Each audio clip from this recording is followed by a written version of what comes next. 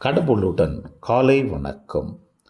புனித லூக்கா எழுதிய நற்செய்தி 16ஆம் அதிகாரம் 1 முதல் 13 வரை உள்ள இறை வார்த்தைகள். அக்காலத்தில் இயேசு தம் சீடர்களுக்கு கூறியது: செல்வர் ஒருவருக்கு வீட்டு பொறுப்பாளர் ஒருவர் இருந்தார். அவர் தம் தலைவரின் உடைமைகளை பாழாக்கியதாக அவர் மீது பழி சுமத்தப்பட்டது.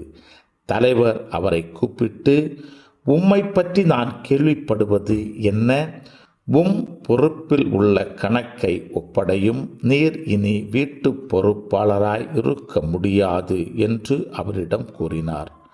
அந்த வீட்டு பொறுப்பாளர், நான் என்ன செய்வேன்? வீட்டு பொறுப்பிலிருந்து என் தலைவர் என்னை நீக்கிவிடப் போகிறாரே. மண் வெட்டவோ என்னால் இயலாது.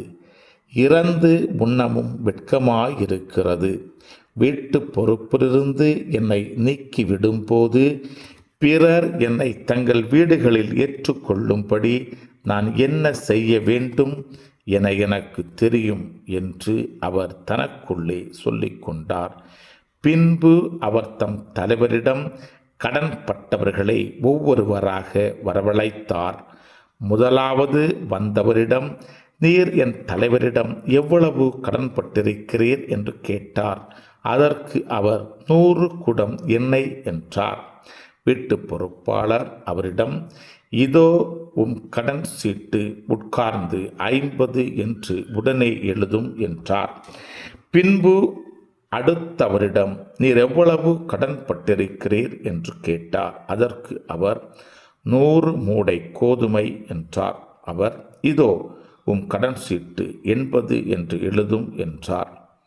நேர்மையற்ற அந்த வீட்டு பொறுப்பாளர் முன்மதியோடு செயல்பட்டதால் தலைவர் அவரை பாராட்டினார். ஏனெனில் உலகின் மக்களை விட இவ்வுலகின் மக்கள் தங்கள் தலைமுறையினரிடத்தில் மிக்க முன்மதியுள்ளவர்களாய் நடந்து கொள்கிறார்கள். ஆகையால் நான் உங்களுக்கு சொல்லுகிறேன், நேர்மையற்ற செல்வத்தை கொண்டு உங்களுக்கு நண்பர்களை தேடிக்கொள்ளுங்கள்.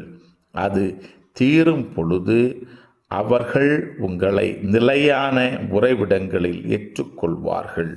மிக சிறியவற்றில் நம்பத் தகுந்தவர் பெரியவற்றிலும் நம்பத் தகுந்தவராய் இருப்பார். மிக சிறியவற்றில் நேர்மையற்றவர் பெரியவற்றிலும் நேர்மையற்றவராய் இருப்பார்.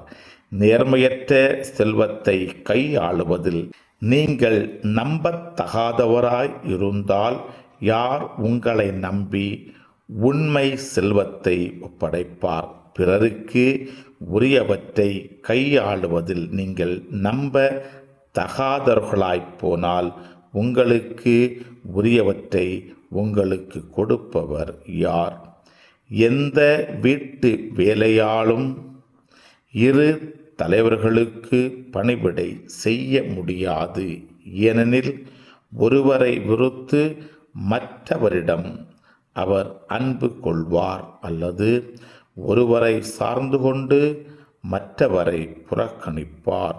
நீங்கள் கடவுளுக்கும் செல்வத்துக்கும் பணிவிடை செய்ய முடியாது. கிறிஸ்துவின் நற்செய்தி. இந்த நாள் இனிய நாளாக அமைய வாழ்த்துக்கள். பல பல பல புதுமைகள், பெருமைகள், இனிமைகள் இறங்கிய நல்ல நாள், ஒரு நல்ல நாள், நம் தேவன் தந்த நாள். இது நல்ல நாள், ஒரு நல்ல நாள், நம் தேவன் தந்த நாள்.